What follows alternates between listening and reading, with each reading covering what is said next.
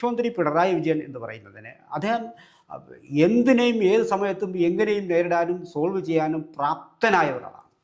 അദ്ദേഹത്തിൻ്റെ അടുക്കലേക്ക് ഈ പരാതി എത്തിയിട്ടുണ്ടെങ്കിൽ അദ്ദേഹത്തിന് ആളിക്കത്തിക്കാനും കഴിയും, ഒറ്റ നിമിഷം കൊണ്ട് അത് ഊതിക്കെടുത്താനും ഊതിക്കെടുത്താനും കഴിയും. ഇത് രണ്ടിനും കേപ്പബിൾ ആയിട്ടുള്ള ഒരാളാണ്. ഊതിക്കെടുത്തണോ വെള്ളം ഒഴിച്ച് കെടുത്തണോ എന്നൊക്കെ അദ്ദേഹത്തിന് അറിയും.